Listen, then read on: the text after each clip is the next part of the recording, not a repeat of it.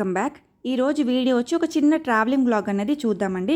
చెన్నై నుంచి తిరుత్తని సుబ్రహ్మణ్య స్వామి గుడికి వెళ్తున్నాం అనమాట. తిరుత్తని సుబ్రహ్మణ్య స్వామి గుడికి చెన్నై నుంచి మేము ట్రైన్లోనే వెళ్ళాము. 1 hour 45 minutesలో వెళ్ళిపోవచ్చు. నాకైతే డే స్టార్ట్ అవ్వాలంటే ఫస్ట్ ఒక కప్ ఆఫ్ కాఫీ అన్నది కంపల్సరీ. కాఫీ తాగితే కానీ నాకు మైండ్ అన్నది పనిచేయదనమాట. మంచిగా ఒక కాఫీ తాగేసి మేము ట్రైన్లో స్టార్ట్ అయిపోయాం. సప్తగిరి ఎక్స్ప్రెస్ ఎక్కాం కాబట్టి చెన్నై సెంట్రల్లో సప్తగిరి ఎక్స్ప్రెస్ ఎక్కాము. 1 hour 45 minutesలో మేము తిరుత్తని గుడికి అన్నది చేరుకున్నాం అనమాట. మార్నింగ్ 8 o'clockకే చేరుకున్నాము. లోకల్స్ కూడా ఉంటాయి చెన్నై సెంట్రల్లో, లోకల్ ట్రైన్స్ కూడా ఉంటాయన్నమాట. లోకల్ ఎక్కామంటే మనకి 3 hours పడుతుంది. ఎక్స్ప్రెస్ కాబట్టి మేము 1 hour 45 minutesలో వచ్చేసాము. ఇలా స్ట్రైట్గా వెళ్తే పైకి వెళ్తే మనకి సుబ్రహ్మణ్య స్వామి గుడి అన్నది కనిపిస్తుంది. స్వామివారిని మనం దర్శనం చేసుకోవచ్చు. సో అంత ఎండగా ఉందన్నమాట. 8 o'clockకే చేరుకుంటే ఎంత ఎండగా ఉందో చూడండి. అంత ఎండగా ఉంది. చాలా హీట్ అయితే చాలా ఎక్కువగా ఉంది.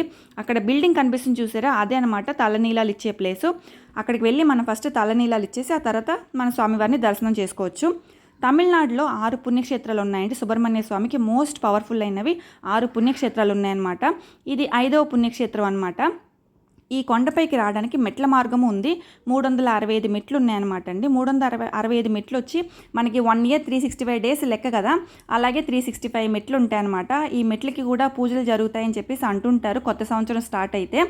సో మా మొక్కుబడి ప్రకారం మేము తలనీలనన్నవి స్వామివారికి సమర్పించుకున్నాము.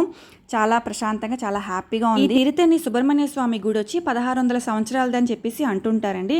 సుబ్రహ్మణ్య స్వామి వారికి సూరపద్ముడనే రాక్షసుడితో సూరసంహార అయిన తర్వాత ప్రశాంతత కోసం సుబ్రహ్మణ్య స్వామి వారు కొలువైన ప్లేసే ఈ తిరుత్తని గుడి అని అంటుంటారనమాట అండి. ల్యాండ్ ఆఫ్ పీస్ అని కూడా అంటారు దీన్ని, ఈ ప్లేస్ని, తిరుత్తని ప్లేస్ని. అలాగే శాంతిపూర్ అని కూడా అంటుంటారనమాట. అంతేకాకుండా సుబ్రహ్మణ్య స్వామి వారికి వల్లి అమ్మవారికి కూడా వివాహం ఇక్కడే జరిగిందని చెప్పేసి కూడా అంటుంటారు. ఇంకా చాలా హిస్టరీయే ఉంది.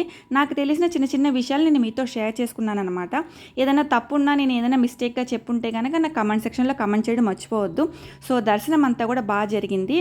సో ఇది దర్శనం వెళ్ళే దారి అనమాట అండి. మేము ఇలాగే వెళ్ళి దర్శనం అనేది స్వామివారిని దర్శనం చాలా బాగా చేసుకున్నాం. చాలా బాగా కనబడ్డారన్న మాకు స్వామివారు. బాగా జరిగింది దర్శనం అన్నది.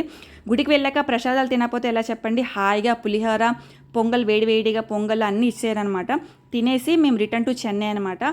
సుబ్రహ్మణ్య స్వామి వారి దయ అందరికీ ఉండాలని మనస్ఫూర్తిగా కోరుకుంటూ ఇంకొక మంచి వీడియోతో కలుద్దామండి. బాయ్ అండి. Thank you.